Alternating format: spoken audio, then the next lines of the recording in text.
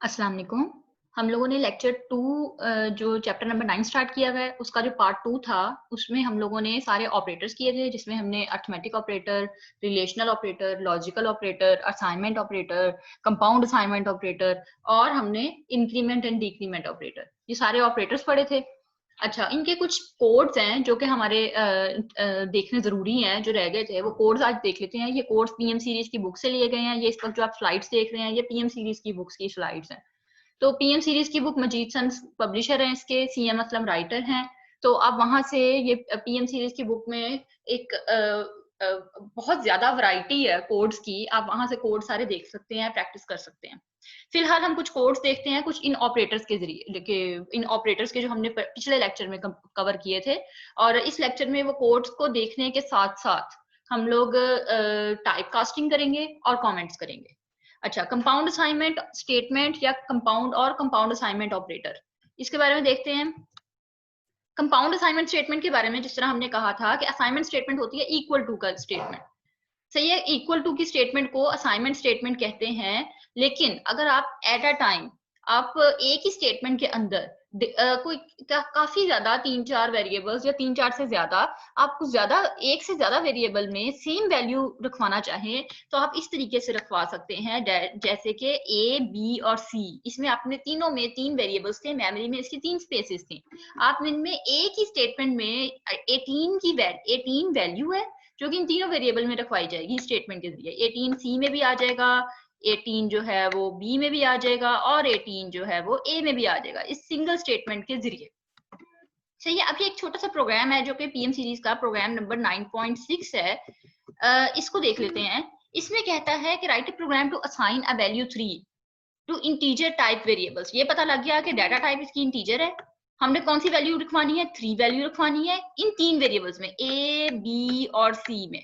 और फिर इन तीनों का प्रोडक्ट लेना है और उस प्रोडक्ट को हमने शो करवाना है। अच्छा, प्रोग्राम शुरू होता है। फिलहाल हम ये जो 2 स्टेटमेंट्स है ना, ये वाली हेडर फाइल, इनको अभी आप अभी छोड़ दें। हम मेन प्रोग्राम से स्टार्ट करते हैं। ये आपको साथ साथ बताती हूँ कि ये क्यों ऐड की गई है, इनका क्या जरूरत पड़ी थी, कौन सी स्टेटमेंट किस हेडर फाइल में डिफाइन हुई है। अच्छा, अब हम मेन फंक्शन आ गया। मेन फंक्शन को इसी तरह से किया जाता है कॉल, वॉइड मेन और ब्रैकेट में वॉइड। अब वॉइड ऑप्शनल है, आप दोनों ये वॉइड को ना भी नहीं भी लिखेंगे कोई फर्क नहीं पड़ता। अच्छा, इसके बाद नेक्स्ट आ जाता है integer A, B, C and P. अच्छा, ए, बी, सी ये क्यों लिए? क्योंकि ये क्वेश्चन में गिवन थे ए, बी और सी। ठीक है, 3 वेरिएबल्स गिवन थे। जबकि पी वेरिएबल जो है, चूंकि इन्होंने कहा है कि प्रोडक्ट भी लेना है इन 3 नंबर्स का, तो उस प्रोडक्ट का रिजल्ट कहीं ना कहीं तो स्टोर करवाएंगे ना। जब तक स्टोर नहीं कराएंगे तब तक हम स्क्रीन पे कैसे देख सकते हैं?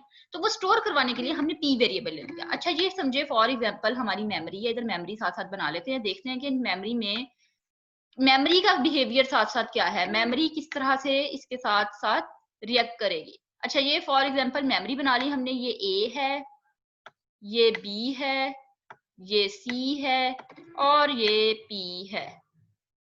अच्छा, अब ये अगली स्टेटमेंट है, ये कहता है कि 3 वैल्यू रखवानी है हमने। वो 3 वैल्यू कौन से वेरिएबल किसमें रखवानी है हमने? वेरिएबल ए, वेरिएबल बी, वेरिएबल सी।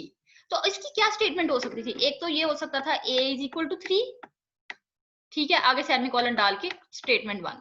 फिर दूसरी एक तरीका ये हो सकता था बी इज इक्वल टू 3 और सेमीकोलन के साथ बंद, और या फिर सी इज इक्वल टू 3। आपने क्या किया, 3 वेरिएबल्स में अलग-अलग सेम वैल्यू 3 दफा रखवाई। एक इसका तरीका जो कंपाउंड असाइनमेंट देता है, वो ये आसानी देता है कि बजाय इसके कि आप ये 3 स्टेटमेंट्स अलग-अलग लिखो, आप सिंगल ये एक स्टेटमेंट लिख दो, which is A is equal to B is equal to C is equal to 3। इससे क्या होगा, ये 3 वैल्यू ए में भी को भी असाइन हो जाएगी, बी को भी हो जाएगी और सी को भी हो जाएगी। तो क्या होगा, मेमोरी में ए में भी 3 आ गया, बी में भी 3 आ गया और सी में भी 3 आ गया। ठीक है, ये मेमोरी के अंदर तीनों वैल्यूज रखी गई। अच्छा, ये हमारी ये वाली स्टेटमेंट भी हो गई है। अब नेक्स्ट स्टेटमेंट क्या कह रही है? अब हमने अगला काम क्या करना था, हमने प्रोडक्ट लेना था इन नंबर्स का। अच्छा, याद रहे कि जो सी की स्टेटमेंट्स हैं, इनकी सीक्वेंस बहुत ध्यान से रखनी पड़ती है। ये नहीं होना चाहिए कि आपने कोई स्टेटमेंट जो पहले आनी चाहिए थी वो बाद में आ जाए। फॉर एग्जाम्पल, आप सॉक्स पहनते हैं, सॉक्स पहनते हैं तो पहले आप सॉक्स पहनते हैं, उसके बाद जूते पहनते हैं ना। क्या ऐसा पॉसिबल है आप पहले जूते पहन लें और बाद में सॉक्स पहने? तो ये तो सही नहीं रहेगा ना।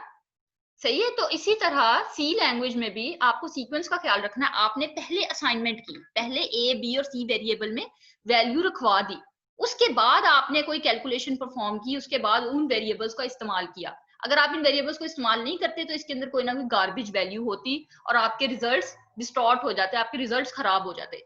अच्छा, अब नेक्स्ट स्टेटमेंट पे आ जाए। नेक्स्ट स्टेटमेंट में हमने क्या था कि कैलकुलेट करना है इन तीनों का प्रोडक्ट। अच्छा, P is equal to A into B into C, ये हमने इन तीनों का इस स्टेटमेंट में प्रोडक्ट ले लिया।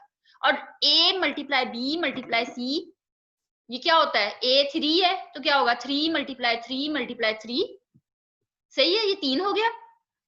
उसके बाद वो रिजल्ट कहाँ पे स्टोर होगा जाके, वो रिजल्ट ये इक्वल टू का निशान जो असाइनमेंट ऑपरेटर है, ये रिजल्ट P में जाके स्टोर करवा देगा। सही है, रिजल्ट क्या बनेगा इसका, देखिए ना, 3 इंटू 3 इंटू 3, 3 3 9, 9 3 27, तो रिजल्ट आ गया 27। सही है, ये 27 जो है ये P में जाके स्टोर हो गया।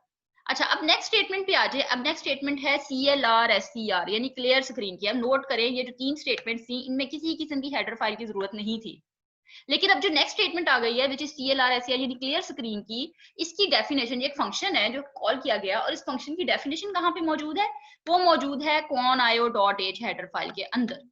तो इसीलिए हमने conio.h हेडर फाइल को इंक्लूड कर लिया, करना जरूरी था, नहीं करते तो कंपाइलर एरर देता। सही है। अच्छा, इससे क्या होगा कि हमारी विंडो की जो स्क्रीन है वो क्लियर हो जाएगी, पिछली जितनी आउटपुट विंडो के ऊपर जो कुछ भी लिखा होगा वो सब क्लियर हो जाएगा। अच्छा, अब नेक्स्ट स्टेटमेंट पे आ जाए which is print F. Print F की स्टेटमेंट क्या कहती है, प्रिंट एफ की स्टेटमेंट है जो कि स्क्रीन पे प्रिंट करने के लिए इस्तेमाल होती है। हमने अब जो ये तो हमारा जो इस वक्त ये चीज जो हमें पूरी दिख रही है ये हमारी मेमोरी के अंदर है। ये चीजें ए की वैल्यू, बी की वैल्यू, सी की और पी की, ये सब कुछ हमारी कैलकुलेशन भी हो गई, हर काम हो गया, लेकिन मेमोरी में है। अभी यूजर इसको देख नहीं सकता। अब हम मेमोरी खोल के तो नहीं ना कंप्यूटर की देख सकते, देखेंगे भी वो भी नहीं हमें समझ आएगा। तो हमने उस चीज को डिस्प्ले कराना होगा स्क्रीन के ऊपर, आउटपुट लेनी होगी। स्क्रीन पे डिस्प्ले कराने के लिए ये एक फंक्शन है विच इज प्रिंट एफ, जो कि कह रहा है प्रोडक्ट इज इक्वल टू। अच्छा, अब ये आगे जो चीज है ना, ये इसको कहते हैं फॉर्मेट स्पेसिफायर। जैसे आप लोगों को पिछले लेक्चर में भी शायद ये बात कही गई थी कि फॉर्मेट स्पेसिफायर हम डायरेक्ट वेरिएबल नहीं दे सकते। अगर मैं फॉर एग्जांपल लिख देती प्रोडक्ट इज इक्वल टू, कहाँ पे प्रोडक्ट सेव है, पी वेरिएबल के अंदर, मैं लिख देती product is equal to P, तो उसने जो आउटपुट है वो भी इसी तरह देना था, product is equal to P. हालांकि हमें क्या आउटपुट चाहिए, प्रोडक्ट इज इक्वल टू आगे पी की वैल्यू चाहिए, हमें पी नहीं चाहिए, हमें पी की वैल्यू चाहिए। तो वो किस तरह से देंगे हम यहाँ पे फॉर्मेट स्पेसिफायर दे सकते हैं। अच्छा, हमारे पास कौन सा इंटीजर टाइप के डाटा टाइप है, पी की हमारी इंटीजर टाइप की इंटीजर डाटा टाइप का पी वेरिएबल है, तो हम इंटीजर डाटा टाइप का क्या है format specifier, integer data type का जी। तो फॉर्मेट स्पेसिफायर हमने देखा था, इंटीजर का होता है %d, फ्लोट का होता है %f और कैरेक्टर का होता है %c। अब हमारा चूंकि इंटीजर है तो हमने %d फॉर्मेट स्पेसिफायर यहाँ पे इस्तेमाल किया। इससे क्या होगा, जो p की वैल्यू है वो वैल्यू इस जगह पे आके इस जगह पे आके डिस्प्ले हो जाएगी।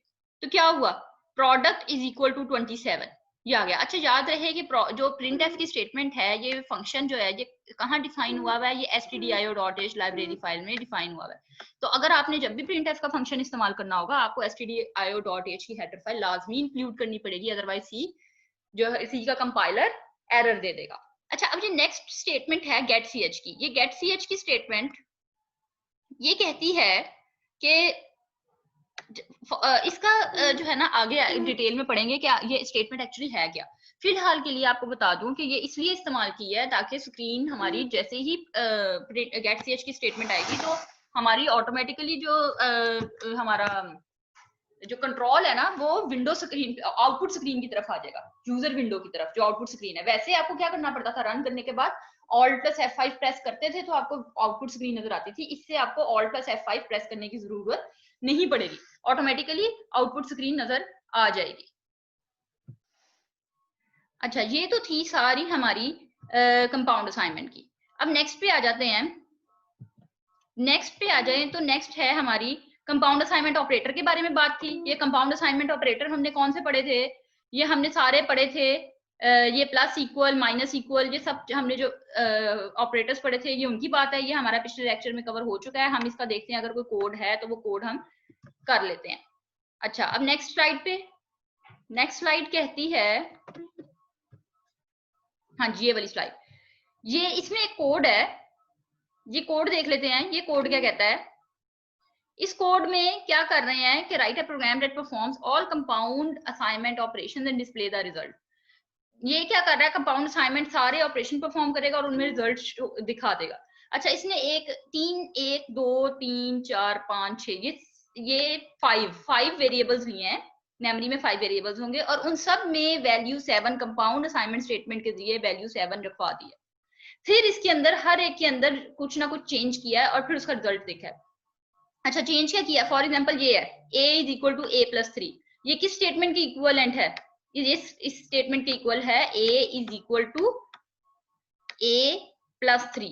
हालांकि स्टेटमेंट क्या है? a plus is equal to 3। ये कंपाउंड स्टेटमेंट है, ये इस स्टेटमेंट के इक्वल है। तो क्या होगा? a में फिलहाल क्या पड़ा है? 7 पड़ा है। 7 प्लस 3 इज इक्वल टू 10। तो क्या हुआ? ये यहाँ पे हमारे पास 10 वैल्यू आ गई। ठीक है, अब नेक्स्ट स्टेटमेंट पे आ जाए। नेक्स्ट स्टेटमेंट है s minus is equal to 3। तो क्या हुआ? ये किसकी इक्वलेंट है? s is equal to s minus 3। तो ये कैसे होगा? s में फिलहाल क्या पड़ा है? s में ये देखें फिलहाल इसमें 7 पड़ा है, तो 7 माइनस 3 हो गया। क्या होता है 7 माइनस 3? ये 4 होता है। और ये इसने जो 4 की वैल्यू है, ये जो कैलकुलेट की थी, इसको रखवा दिया वापस s वेरिएबल में। ठीक है, तो आंसर जब प्रिंट कराया तो क्या हुआ? 4 आ गया। इसी तरह बाकी 3 ऑपरेशंस का भी सेम यही तरीकेकार है। ठीक है, अब हम नेक्स्ट स्लाइड की तरफ चलते हैं। नेक्स्ट हमारे पास आ जाता है इंक्रीमेंट ऑपरेटर। इसमें हमने पोस्टफिक्स और प्रीफिक्स ऑपरेटर पढ़े, ये सारा हम पिछले लेक्चर में कवर कर चुके हैं। फिलहाल हम इसके कोड पे आते हैं। अच्छा, ये जो कोड है 9.3 ये कहता है, अब ये देखना है कि ये किस तरह से कोड किस तरह से एग्जीक्यूट होगा।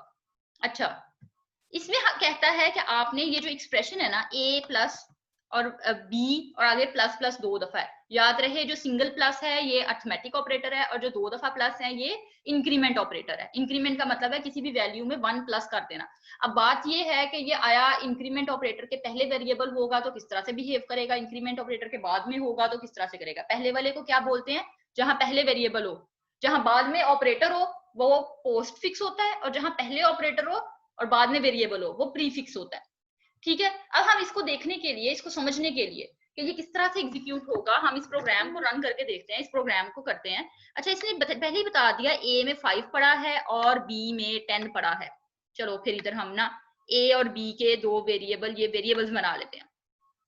a में 5 पड़ा है, ये a वेरिएबल है। a में हमारे पास 5 पड़ा है और b में हमारे पास क्या पड़ा है? 10 पड़ा है। ठीक है, ये हमारे फिलहाल दो वेरिएबल्स हैं।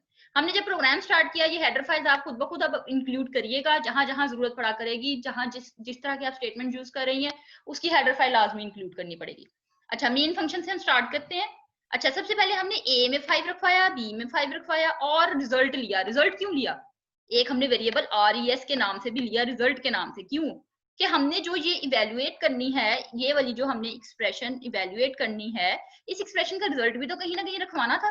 वो रिजल्ट हमने कहाँ रखवा रहे हैं? हम रिजल्ट वेरिएबल में रखवा रहे हैं ताकि हम बाद में उसको व्यू कर सके। ठीक है, अब ये नेक्स्ट स्टेटमेंट आ जाती है, ये है हमारे पास CLR SCR की।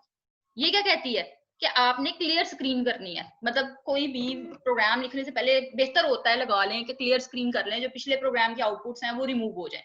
अच्छा, इसके लिए कौन आयो डॉट एच की हेडर फाइल लगाना लाजमी थी। अब नेक्स्ट स्टेटमेंट पे आ जाए कि हमने पहले इन तीनों की, ए बी की, इन दोनों की, ए और बी की वैल्यूज डिस्प्ले करा देते हैं ताकि पता चल जाए कि इनकी वैल्यूज इस मेमोरी में क्या थी। ठीक है, हमने क्या करवाया? Value of A and B before evaluation, value of A is equal to आगे a की वैल्यू दे दी और value of b is equal to आगे b की वैल्यू दे दी। कैसे दी? फॉर्मेट स्पेसिफायर के जरिए दे दी। अच्छा, ये तीन स्टेटमेंट्स जो हैं इनका रिजल्ट कहाँ कैसे आएगा? इनका रिजल्ट ये है, value of a is equal to a and b before evaluation, और इन दोनों की वैल्यूज दे दी। a में 5 पड़ा है, b में 10 पड़ा है इस वक्त, और बाकी मेमोरी में फिलहाल इस वक्त यही पड़ा है।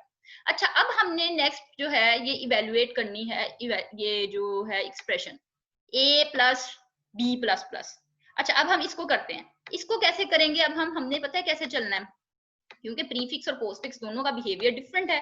तो हमने फ्रॉम लेफ्ट टू राइट चलना है, a प्लस और b plus plus, from left to right चलना है। और रिजल्ट किस में रखवाना है, रिजल्ट में, RES में, रिजल्ट में। ठीक है, हमने फ्रॉम लेफ्ट टू राइट कैसे चलेंगे, ए की वैल्यू क्या है इस वक्त 10 है, लेफ्ट से शुरू करते हैं ना, ए से शुरू करते हैं, ए की वैल्यू 5 है, सॉरी 5 है, हमने यहां लिख दिया 5, ओके, प्लस हमने प्लस कर दिया। बी की वैल्यू क्या है, बी की वैल्यू 10 है, हमने 10 कर दिया। सही है, 10 प्लस 5 क्या होता है, 15 होता है, 10 प्लस 5 15 होता है, और 15 को हमने क्या किया, 15 को हमने रिजल्ट में स्टोर करवा दिया, हमने यहाँ 15 लिख दिया। ठीक है, लेकिन अभी हमारा एक्सप्रेशन तो खत्म ही नहीं हुई, अभी तो हमारे पास अगले ये 2 प्लस प्लस पड़े हुए हैं, ये जो हमारे पास अभी आगे 2 प्लस प्लस है। अब इसको सॉल्व करेंगे, इसको सॉल्व कैसे करेंगे, b प्लस प्लस को, ये किसके इक्विवेलेंट होता है, ये इक्वेशन इक्विवेलेंट है b is equal to b plus 1, b के अंदर यानी 1 को प्लस कर दो। ठीक है, हमने b में 1 प्लस कर दिया, अब b 10 था, 10 से क्या बन गया, ये 10 से 11 हो गया। सही है, अब क्या होगा, हमारा ये एक्सप्रेशन पूरी की पूरी सॉल्व हो गई है, हमारे पास a से शुरू किया प्लस प्लस तक एंड तक आए और हमारी पूरी एक्सप्रेशन सॉल्व हो गई। अब हमारी मेमोरी में क्या है, a में 5 पड़ा है, b में 11 पड़ा है और रिजल्ट में 15 पड़ा है। जब हम ये वाली स्टेटमेंट इवैल्यूएट, ये वाली प्रिंट करवाएंगे जिसके अंदर क्या आ रहा है, जिसके अंदर आ रहा है value of a and b after evaluation, जिसमें value of a is equal to b और रिजल्ट का, रिजल्ट ऑफ एक्सप्रेशन यानी RES जो वेरिएबल था उसकी वैल्यू हमने डिस्प्ले कराई है, तो आंसर में क्या आएगा, ये देखें, value of a and b after evaluation, a में 5 आया है, वाकई a में 5 पड़ा था, b में 11 है, वाकई b में 11 पड़ा था, और रिजल्ट में 15 है और वाकई रिजल्ट में 15 पड़ा है। ठीक है, तो इस तरह से ये इवैल्यूएट होगी। अच्छा, अब हम जो है ना नेक्स्ट देखते हैं, एक और आप लोगों का कोड है, उसमें जरा मजीद क्लियर होगा और उसमें थोड़ी डिफरेंट हमारे पास वो होगी, हमारे पास थोड़ा डिफरेंट वैल्यू, ये डिक्रीमेंट ऑपरेटर आ गया, डिक्रीमेंट ऑपरेटर में थोड़ा डिफरेंट एक्सप्रेशन है। अच्छा, उसको देखते हैं, डिक्रीमेंट ऑपरेटर भी सेम वही है जो हमने पिछले लेक्चर में कवर किया है, उसमें भी पोस्टफिक्स होता है, प्रीफिक्स होता है, वो किस तरह से बिहेव करता है, किस तरह रन होता है, वो भी हमने देखा है। अब हम इसका एक कोड करते हैं, इस कोड के जरिए अब हम देखते हैं कि इसका क्या मतलब है।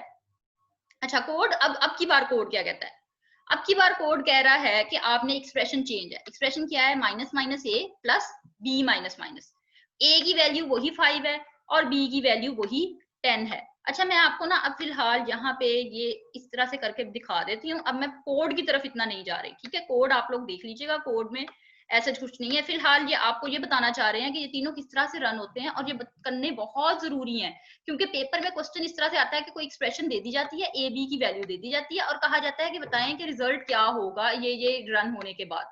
तो आपको वो पीस ऑफ कोड देखते हुए, उस एक्सप्रेशन को देखते हुए रिजल्ट बताना होता है, तो वो आना जरूरी है।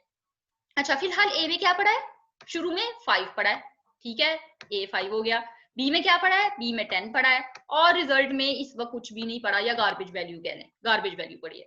ठीक है, ये स्टेटमेंट हमारी एग्जीक्यूट हो गई। इसके बाद क्लियर स्क्रीन कर दें, ठीक है, स्क्रीन क्लियर हो गई।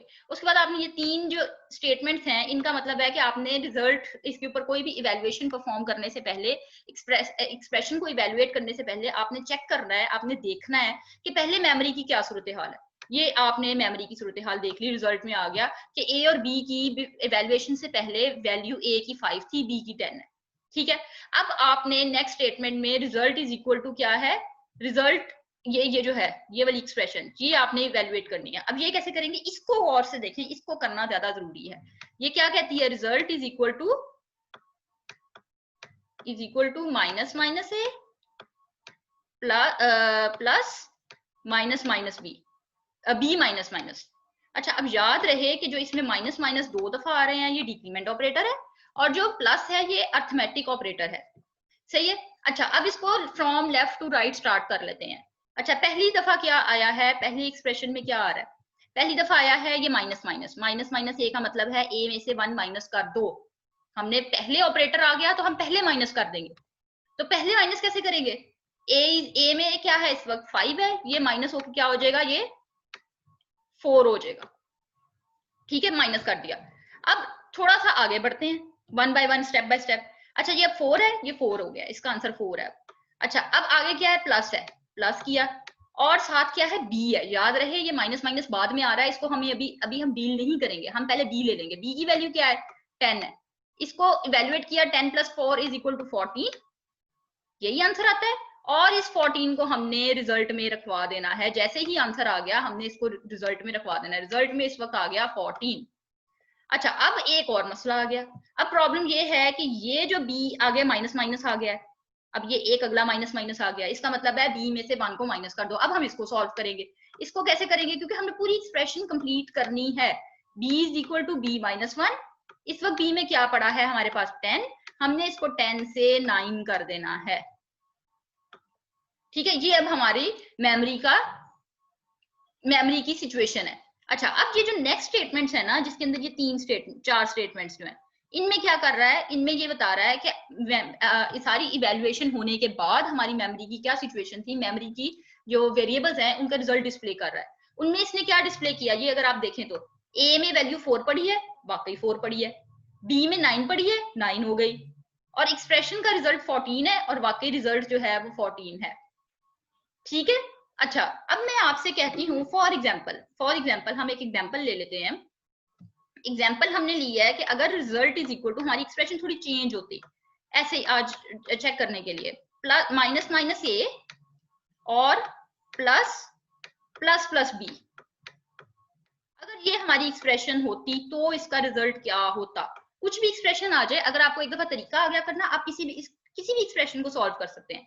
अच्छा, फॉर एग्जाम्पल हमारे इस वक्त ए बी और रिजल्ट में क्या कुछ पड़ा है, ये मैं थोड़ा सा ना इसको एज एन एग्जाम्पल आपको दे रही हूँ, बता रही हूँ। ठीक है, ये किसी भी किस्म की आ सकती है, जरूरी नहीं कि इन्हीं 2 किस्म की आएगी, आपको बस तरीका आना चाहिए।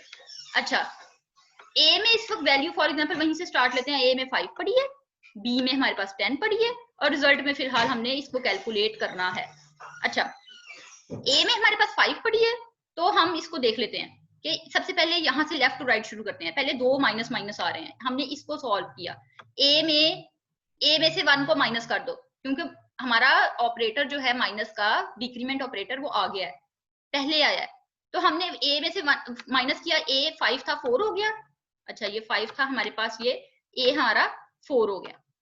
अच्छा, नेक्स्ट क्या आ गया, प्लस उतार लो, हमने प्लस उतार लिया। अब दोबारा देखें, अब की बार क्या हुआ है, अब की बार प्लस प्लस बी है, यानी बी को पहले प्लस कर दो। अब की बार बी से पहले ऑपरेटर आ रहा है, बाद में नहीं आ रहा, तो पहले हम प्लस करेंगे। करें प्लस जरा, तो क्या है, 10 था वो 11 हो जाएगा, ऐसे ही है, ये 10 था ये 11 हो जाएगा। और रिजल्ट क्या होगा, रिजल्ट अभी हमने कैलकुलेट नहीं किया। अब देखें, हमारा रिजल्ट रह गया है बस कैलकुलेट करना। ये 4 प्लस 11 क्या होता है, इस 15, और 15 जो है ये हमारे पास रिजल्ट में आ जाएगा, और रिजल्ट हमारा 15 हो जाएगा। अब हमारी मेमोरी की सिचुएशन क्या है कि ए में 4 पड़ा है, बी में 11 पड़ा है, और रिजल्ट में 15 पड़ा है। ठीक है, ये जो एक्सप्रेशन है, ये वाली एक्सप्रेशन जो है, ये किसी भी किस्म की अगर आ जाए आपके पास, तो आपको इतना इसका ट्रिक आना चाहिए कि आप किसी भी किस्म की एक्सप्रेशन को सॉल्व कर सकें। अच्छा, अब इसके बाद हम नेक्स्ट पे चलते हैं। अच्छा, ये बाइनरी और यूनरी ऑपरेटर ये सब देख लिया, ऑपरेटर्स एसोसिएटिविटी देख लिया, जिसमें हमने कहा था फ्रॉम लेफ्ट टू राइट, अगर सेम प्रेसिडेंस के ऑपरेटर्स आ रहे हों तो फ्रॉम लेफ्ट टू राइट हम उसको सॉल्व करते हैं। फॉर एग्जांपल ये एक्सप्रेशन है हमारे पास, इसके अंदर प्लस और माइनस है, लेकिन कितने हैं, 4 ऑपरेटर्स आ गए, तो हम पहले किसको सॉल्व करें, हालांकि सबकी प्रेसिडेंस तो सेम है। तो हम कैसे करेंगे, हम इनको लेफ्ट टू राइट शुरू हो जाएंगे। पहले 6 प्लस 4 करेंगे, जो आंसर आएगा उसको प्लस करेंगे, माइनस करेंगे 3 के साथ, जो आंसर आएगा उसको माइनस करेंगे 2 के साथ, जो आंसर आएगा उसको प्लस करेंगे 5 के साथ। इस तरह से हम चलेंगे। ठीक है। अच्छा, अब नेक्स्ट पे आ जाएं। नेक्स्ट आ जाता है टाइप कास्टिंग। टाइप कास्टिंग को देख लेते हैं। अच्छा, टाइप कास्टिंग होती है कि आपने किसी एक डाटा टाइप से अरिथमेटिक ऑपरेशन के दौरान किसी दूसरी डाटा टाइप में अपने आप को कन्वर्ट करना है। ठीक है, वो टाइप कास्टिंग कहलाती है। ये 2 तरह की होती है। एक होती है हमारे पास एक्सप्लिसिट टाइप कास्टिंग, जो कि होती है ओपन और क्लियर। ठीक है, एक्सप्लिसिट का मतलब ही होता है कि ओपन या क्लियर, जो बात ओपनली सबको सामने बता दी जाए, तो वो एक्सप्लिसिट टाइप कास्टिंग होती है। एक्सप्लिसिट जो होती है, इसके लिए एक कास्ट ऑपरेटर होता है। ठीक है, कास्ट ऑपरेटर जरूरी है, इसको यूनरी ऑपरेटर होता है। इस ऑपरेटर के जरिए कन्वर्ट किया जाता है एक डाटा टाइप से दूसरी डाटा टाइप में। ये जो टाइप और एक्सप्रेशन ये है ना, ये इसका सिंटेक्स है। कैसे लिखते हैं इसको हम चलें एक छोटी सी एग्जांपल के साथ कर लेते हैं। एग्जांपल क्या कहती है हमारी, एग्जाम्पल है कि हमने पहले एक इंटीजर डाटा टाइप का हमने वेरिएबल लिया, ठीक है, जो वेरिएबल कौन सा था, एक्स था, उसमें हमने अब ये देखिए ब्रैकेट के अंदर इंटीजर डाल दिया और आगे वैल्यू दे दी 3.156। इसका मतलब है कि 3.156 वैल्यू को इंटीजर में कन्वर्ट करके किसमें, एक्स में रखवा दो। तो कैसे रखवाएगा ये, और फिर उसको प्रिंट करा दो। तो वो क्या करेगा, सिर्फ और इसका 3 पार्ट रखवा देगा, 3 पार्ट इसका एक्स में आ जाएगा, जबकि 1.56 फ्रैक्शनल पार्ट जो है ये ट्रंकेट हो जाएगा, ठीक है, सिर्फ 3 आएगा। एक्स की वैल्यू अब क्या होगी, हमने फ्लोटिंग पॉइंट का वेरिएबल, फ्लोटिंग पॉइंट वैल्यू थी जिसको हमने इंटीजर डाटा टाइप में जब कन्वर्ट करने लगे तो एक्स में सिर्फ उसका इंटेग्रल पार्ट आएगा और दूसरा जो इसका जो फ्रैक्शनल पार्ट था वो सारा ट्रंकेट हो जाएगा, ठीक है। ये तो हो गई हमारी एक्सप्लिसिट टाइप कास्टिंग। अगर हम अगली एक और टाइप है इम्प्लिसिट टाइप कास्टिंग, उसकी बात करें, उसका मतलब होता है अंडरस्टूड। ये बात बताई, मतलब अंडरस्टूड है ये बात, इस बात को हमें एक्सप्लिसिटली नहीं बताना पड़ेगा, यानी स्पेशली नहीं बताना पड़ेगा, ये अंडरस्टूड है या एम्बेडेड है। एक्चुअली होता पता है क्या है, सी कंपाइलर जो है हमारा वो ऑटोमेटिकली ये काम कर देता है। सी कंपाइलर ऑटोमेटिकली एक डाटा टाइप को दूसरी डाटा टाइप में कन्वर्ट कर देता है।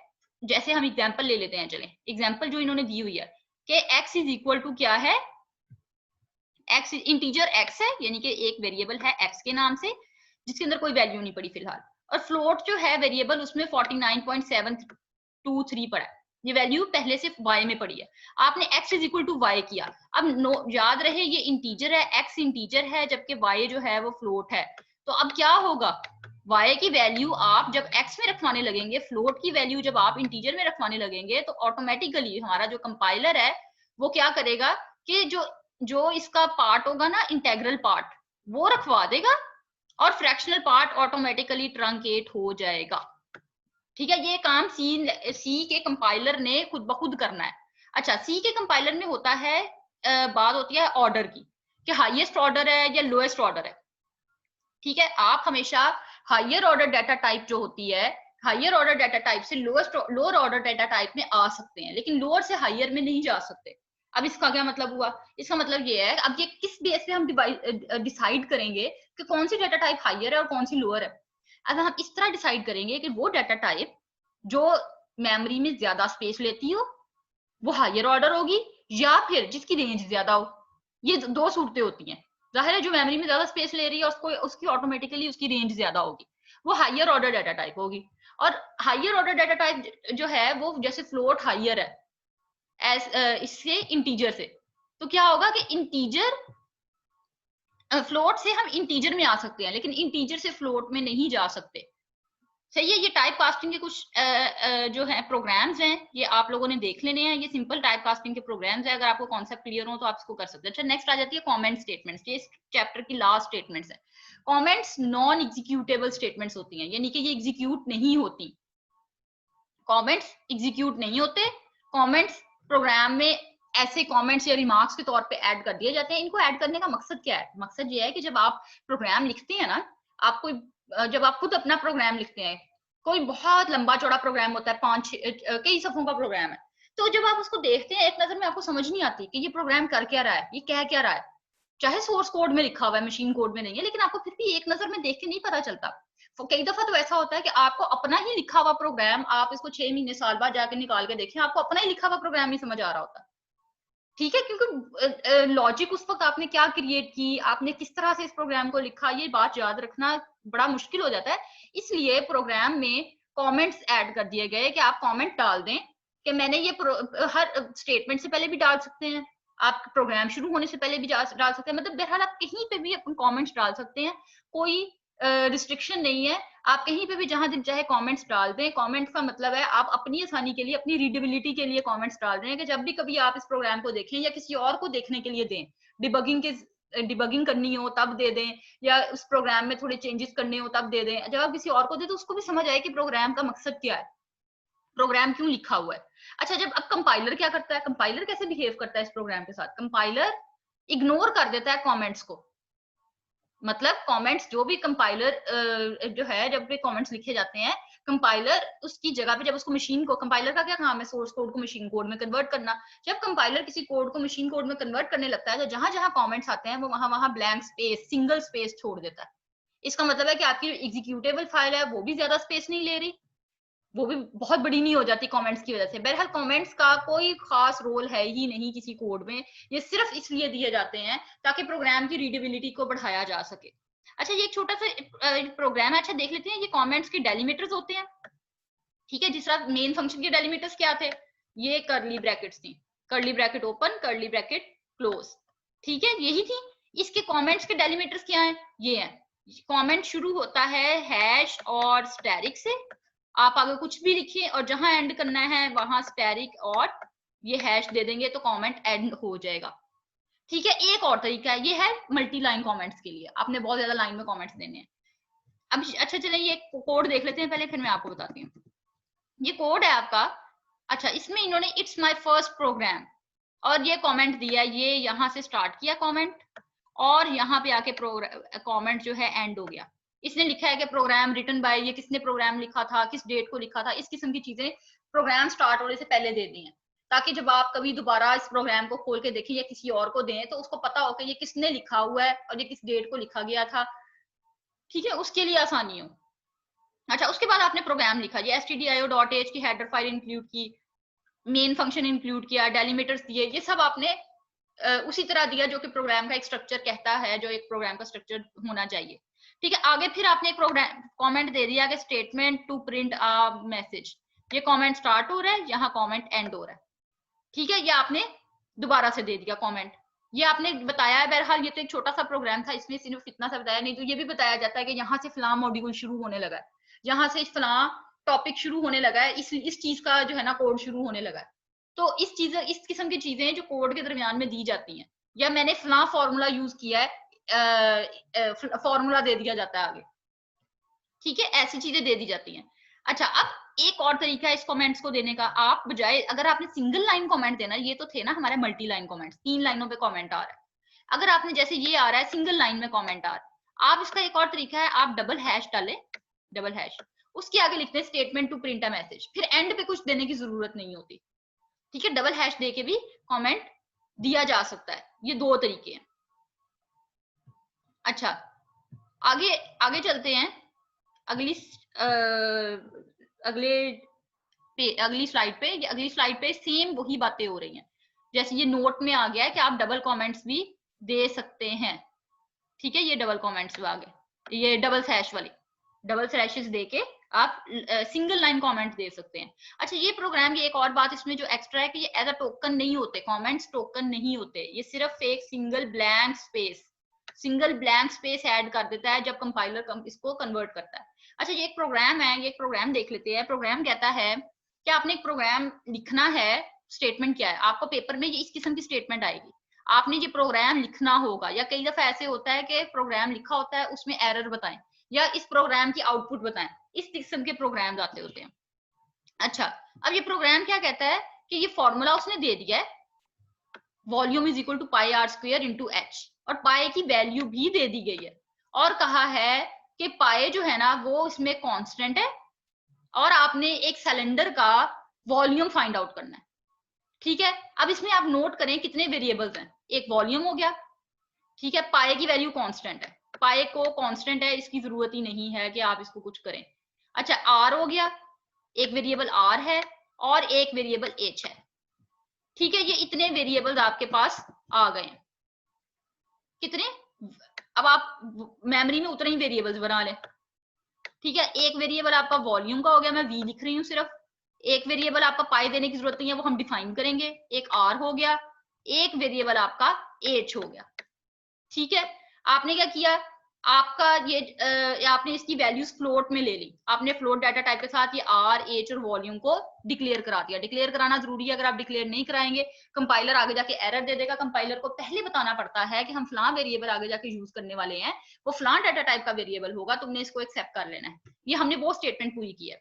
अच्छा, अब अगली स्टेटमेंट को अगर आप देखें तो अगली स्टेटमेंट जो है वो क्या कह रही है, वो है कि कौन आपने फ्लोट, ये जो वैल्यू है पाई की वैल्यू दी हुई है, ये जो आपने इस पाई की वैल्यू को डिफाइन करना है। ठीक है, इसके 2 तरीके हैं, पहला तरीका तो ये है जो इन्होंने किया हुआ है, कांस्टेंट फ्लोट। आपने एक फ्लोट टाइप का पीआई के नाम से एक वेरिएबल ले लिया, जो कि एक मतलब ले लिया जिसके अंदर वैल्यू का रखवा दी 3.14 और उसको कह दिया कि ये कांस्टेंट है, यानी इसकी value throughout the program change नहीं होगी। एक तरीका और है जो हम लोगों ने बिल्कुल शुरू में पढ़ा था, जो हमने जब प्री प्रोसेसर डायरेक्टिव पढ़े थे, उनमें एक प्री प्रोसेसर डायरेक्टिव थी डिफाइन की, जिसमें क्या था, हैश डिफाइन, और आगे क्या था, आपने डिफाइन करना है, किसको डिफाइन करना है, पाए को, यानी पी आई, और आगे उसकी वैल्यू विच इज 3.1415। ठीक है, इसको कहां पे, अब ये स्टेटमेंट कहां लिखनी थी आपने, ये मेन के बीच में नहीं लिखनी, ये स्टेटमेंट आपने लिखनी है यहाँ पे कौन आयो डॉट एच के फॉरन बाद। ठीक है, एक ये तरीका है, ये दो तरीके हो सकते हैं, आप कौन सा तरीका अपनाना चाहें ये आपकी अपनी मर्जी है। अच्छा, अब नेक्स्ट आ जाता है, अब हमने क्या करना है, आर की वैल्यू कोई भी रैंडम सी दे दी, 5.5 दे दी, और एच की भी वैल्यू दे दी।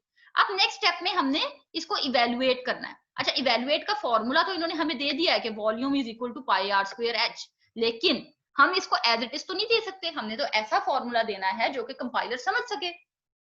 सही है, कंपाइलर की वजह से हमने कंपाइलर को समझाना है।